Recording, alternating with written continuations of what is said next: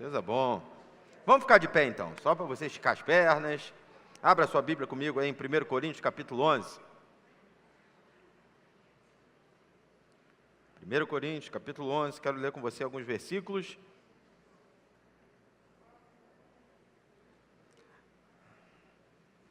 Desse capítulo, 1 Coríntios capítulo 11. Versículo 20.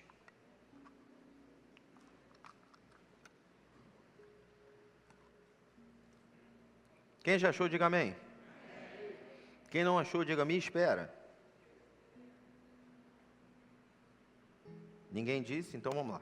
1 Coríntios capítulo 11, versículo 20 diz assim: de sorte que quando vos ajuntais num lugar, não é para comer a ceia do Senhor.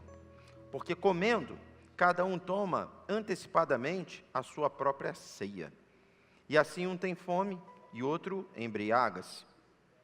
Mas tendes, porventura, ou melhor, não tendes, porventura, casas para comer e para beber? Ou desprezais a igreja de Deus e vergonhais os que nada têm? Que vos direi? Louvar-vos-ei, nisto não vos louvo. Eita! Solta aí, fecha teus olhos, vamos orar. Pai, te louvamos e te agradecemos pela tua palavra, obrigado pela oportunidade que temos de estar em comunhão, de sentarmos à mesa, mais uma vez, Senhor. Nesse momento nós te pedimos que a tua unção venha abrir o nosso entendimento, que possamos ter, ó Deus, a tua palavra como bússola, como direcionamento para a nossa vida, Senhor. Desde já aceita a nossa gratidão, nosso louvor, nós te pedimos em nome de Jesus, amém e amém. Você pode se sentar?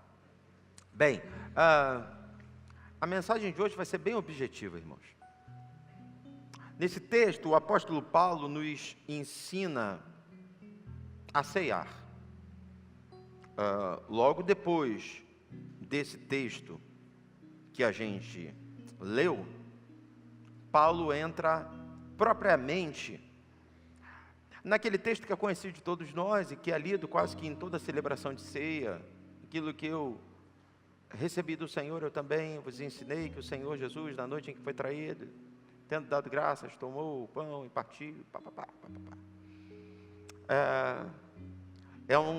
É um texto que nós precisamos estar muito familiarizados, porque se a ceia é uma ordenança de Cristo para a sua igreja, entendermos a ceia, sabermos como se comportar no momento da ceia, é uma questão de sobrevivência para o culto, sobrevivência para a nossa adoração. Então, se você nunca leu o capítulo 11 inteiro de 1 Coríntios, fica aqui, não é bem uma sugestão, né? É quase que uma imposição, vá ler, leia. Você precisa aprender a se comportar à mesa, né? É uma aula aqui de, como é que se fala? Etiqueta, né? Como se comportar à mesa de Jesus. Bem, naquela época, a ceia era como um nada combina. Alguém já participou aqui de um nada combina na igreja? Quem nunca participou aí, levanta a mão. Pastor, não faço a menor ideia do que seja o nada combina. Nada combina é um almoço que a gente faz. Aliás, no primeiro sábado de outubro tem nada combina, né? É um almoço que a gente faz aqui na igreja, onde cada um traz um prato, né?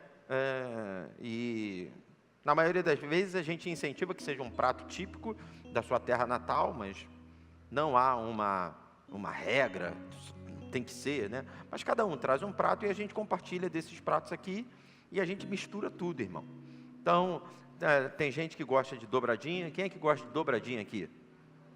Deus me defenda. Por quê, irmão? Dobradinha não é bucho? É, bucho. É, dobradinha. O pessoal fica falando para dar uma amenizada, né? Bucho, né? Aí tem gente que traz dobradinha, tem gente que traz uma lasanha de queijo com presunto. Quem é que prefere a lasanha aí? Levanta a mão. Os mais novos, né? Os criados com vó, preferem a lasanha, né? Eu prefiro a lasanha também. Aí tem gente que traz um peixe, aí tem outros que traz uma carne assada, e a gente mistura tudo, irmão. Por isso que o nome é Nada Combina. E não é só Nada Combina na comida propriamente dita, né? Mas ou no prato principal, mas na sobremesa também, né? E aí cada um traz um doce diferente, e a gente vai misturando tudo aqui, e roda, e cada um pega um pedacinho, e uma porçãozinha, e é uma benção. Bem, nos dias aqui do apóstolo Paulo, e principalmente na igreja de Coríntios, eles tinham essa ideia de um ajuntamento, não necessariamente um nada combina, mas cada um trazia alguma coisa, eles tinham um tempo de comunhão. Tem alguma coisa errada nisso? Não, nada de errado. Só que o fato de haver para eles uma certa liberdade, o apóstolo Paulo começou a detectar um problema. Sabe aquela liberdade que acaba sendo transformada em abuso, né? Tem um ditado que diz, para fulano você não pode dar a mão porque ele vai pegar o braço todo. Às vezes você deixa a pessoa meio à vontade, né? E a pessoa, ao invés de se comportar da melhor maneira possível, acaba abusando daquela liberdade que lhe é dada. O texto nos mostra Paulo chamando atenção. Paulo chega a dizer assim, por que cada um toma a sua própria ceia antecipadamente?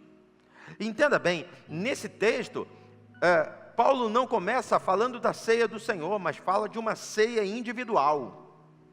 Ele fala da transformação daquilo que deveria ser coletivo em algo individual, que cada um está fazendo para o seu próprio bem-estar, que cada um está fazendo para si mesmo. Paulo está dizendo assim, vocês não têm casa não? Porque o lugar para você se preocupar só em você é dentro da sua casa, ou no máximo, né, hoje é até o dia da família, né? Se preocupar só com a sua família é dentro da sua casa. Aqui, olha para o teu irmão e diga, tudo é em comum. A proposta da igreja é sermos corpo de Cristo. A proposta da igreja é sermos família. A proposta da igreja é sermos um só no Senhor. E quando essa proposta ela é distorcida, alguém precisa se levantar para nos repreender. Alguém precisa nos contextualizar, nos colocar naquele lugar de essência, né? na ideia e no objetivo original, no que o Senhor traçou para a nossa vida. Eu não tracei uma ceia para cada um comer a sua própria comida e deixar outros com fome. Paulo fala inclusive sobre embriaguez. Paulo fala sobre pessoas que eram tão desrespeitosas quanto a liturgia, quanto a um compromisso com a comunidade, que chegavam a ficar bêbadas. Gente, me desculpe a expressão, mas que olha só para o seu próprio umbigo. Não está preocupado em saber se o outro foi servido. Não está preocupado em saber se o outro tem também o que comer. Essa não é a proposta de Deus para nós. A proposta de Deus para a igreja é que sejamos um. Você pode falar aí para duas pessoas diferentes? Diga, que sejamos um. Que sejamos um. Será que é certo? Cada um por si? Será que é certo nós vivermos essa autossuficiência que inclusive nos leva a desprezar as necessidades de quem está perto da gente? Eu hoje quero provocar na igreja o exercício de quebrarmos o gelo. Eu quero provocar em você o exercício que pode te levar a conhecer pessoas novas.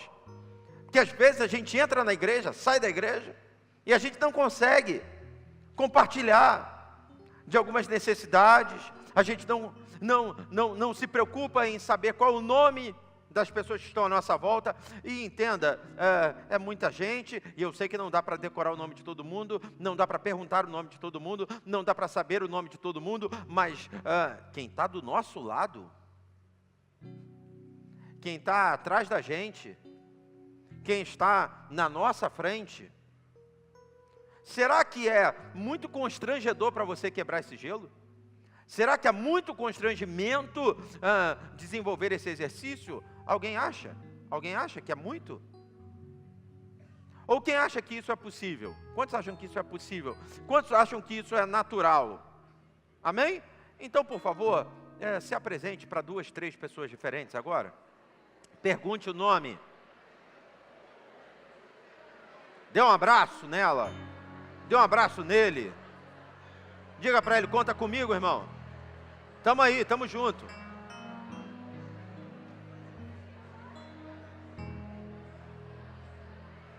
Glória a Deus.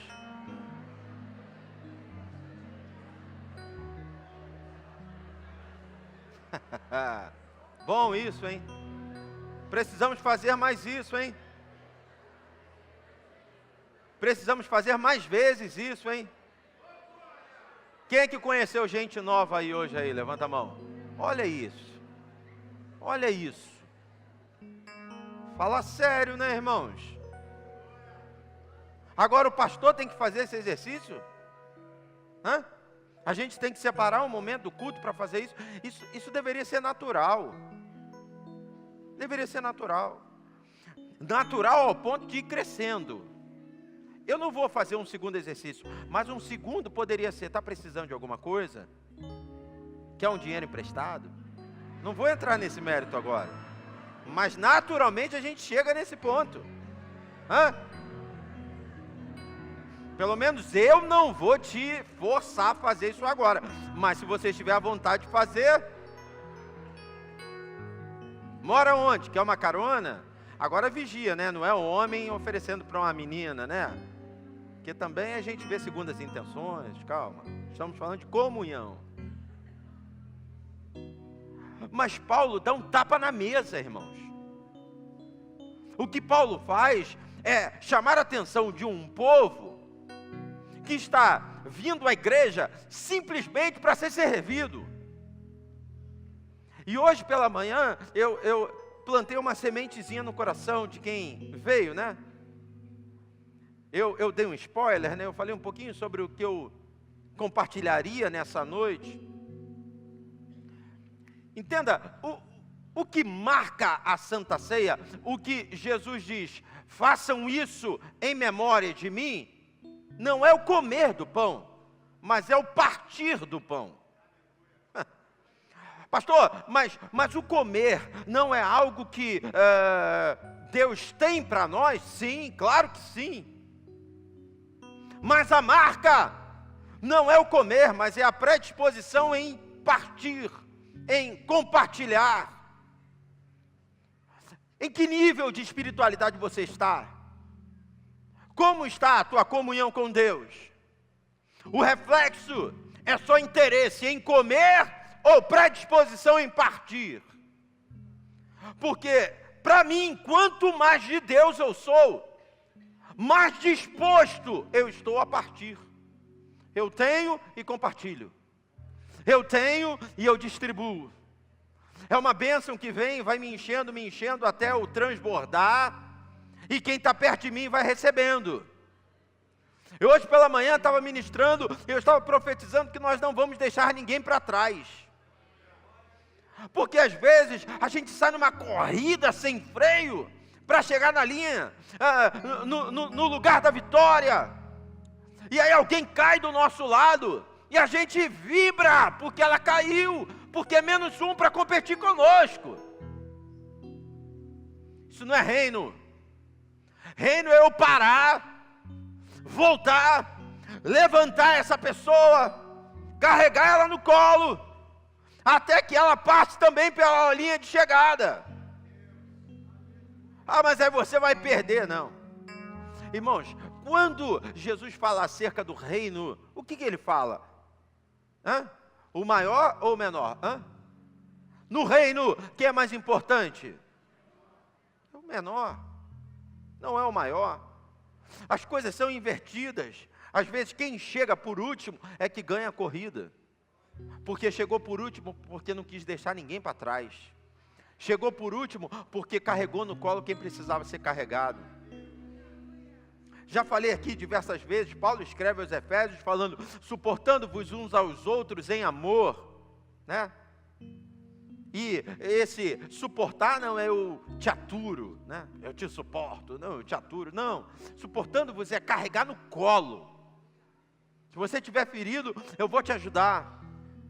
E eu sei que essa pregação, nos dias atuais, para muitas pessoas é uma utopia. Parece algo inalcançável. O pastor está falando isso, mas isso é, desculpe o termo, conversa para boi dormir. Entra por um ouvido e sai pelo outro. E não pense você que eu também não fui bombardeado em meu coração. Porque quando a gente pensa em pregar isso, vem essa realidade vem à tona, vem esse sentimento. Vai falar sobre isso? Isso é dar murro em ponta de faca. Vai acabar o culto e é cada um por si. Só que eu não sei quantos aqui estão comigo, mas eu decidi não desistir. E eu vou batalhar pela comunhão, eu vou batalhar pelo amor fraterno, eu vou batalhar para que tenhamos tudo em comum. Irmãos, nos dias da igreja primitiva, isso era tão tremendo, que quem tinha casa, na verdade não tinha casa, porque entregava tudo. Quem tinha bens, na verdade não tinha bens, porque entregava tudo. Pastor, essa é a proposta? O senhor quer que eu saia amanhã e venda a minha casa e dê de oferta para a igreja? Eu não quero te induzir a nada, essa não é a proposta. A proposta é que você pelo menos saia desse buraco negro de isolamento e comece a partir o pão que Deus quer colocar na tua mão. Escute, a multiplicação acontece exatamente a partir do momento em que Jesus passa ou começa a partir o pão. Enquanto está ali tudo na cesta, Jesus não faz uma oração, Jesus não permite que anjos, ou não ordena que anjos venham e trabalhem essa multiplicação. Não, estão ali, 5 pães e 2 peixinhos, está ali na mesa. Aí ele começa a partir. Na medida em que ele vai partindo, vai aparecendo mais. Vai aparecendo mais, vai aparecendo mais. Olha para o teu irmão, diga: isso é profético para a tua vida. Olha para o teu irmão, comece a partir, que aí vai começar a aparecer, vai aparecendo, vai aparecendo, vai aparecendo. Você nem vai saber de onde está vindo. Eu fico imaginando a cara dos discípulos olhando, mas de onde está saindo tanto pão? Não interessa, é porque na medida em que vai sendo compartilhado, Deus vai fazendo ser multiplicado, e é isso que vai acontecer na tua vida. Levanta a tua mão e receba em nome de Jesus. Eu profetizo, você vai viver um tempo de multiplicação sem precedente, porque a partir de hoje, Deus aumenta o nível de compaixão no teu coração. Estar junto, querer estar junto.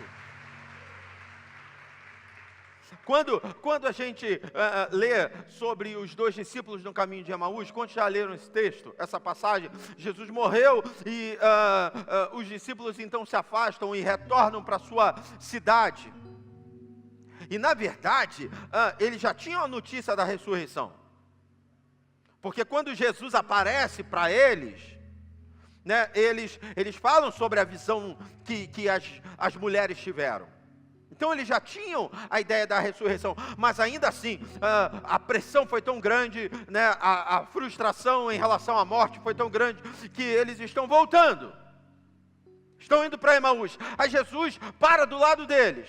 E Jesus força um diálogo com eles. Nem a presença manifesta do Cristo ressurreto faz com que eles sejam mexidos. Nem a voz de Jesus faz com que eles sejam mexidos. Eles caminham o tempo inteiro sem reconhecer. Até que então eles chegam em casa. E aí, Jesus se despede e diz: olha, eu estou indo embora. Não, fica aqui com a gente, passa a noite conosco. Fica aqui. E aí, eles se sentam e eles colocam o pão na mesa. E aí, Jesus pega o pão para partir. Quando Jesus parte o pão, os olhos se abrem. Eles percebem: esse é o Jesus que a gente conhece. Porque tem gente que acha que as principais marcas, os principais sinais que a gente vai carregar espiritualmente falando, vão vir em momentos de intimidade. Eu e Deus, não, vai vir em momentos de partir do pão. Vão vir em momentos de comunhão, em momentos de compaixão, em momentos em que estaremos com as mãos estendidas para abençoar. E eu vou falar um negócio para você que de repente para alguns vai ser até polêmico, mas eu vou terminar a mensagem falando isso. Escute, existe uma recomendação de fazermos uma autoanálise. Estamos falando da Santa Ceia. A Bíblia fala que nós precisamos fazer uma autoanálise. A Bíblia fala que nós precisamos ver se estamos dignos de sentarmos à mesa.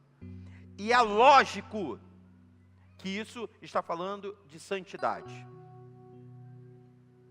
Quando nós precisamos corrigir alguém, quando por conta de falhas, delitos, pecados, eu preciso, enquanto pastor, disciplinar alguém, uma das restrições é exatamente a ceia. A gente diz, olha, durante um tempo você não vai cear. Porque nós sabemos, a gente não está excluindo a pessoa, a gente não está tirando ela da comunhão, mas a gente está fazendo de alguma maneira ela entender que o pecado precisa sangrar. Se a pessoa cumpre algum ministério na igreja, ela vai ficar um tempo sem cumprir.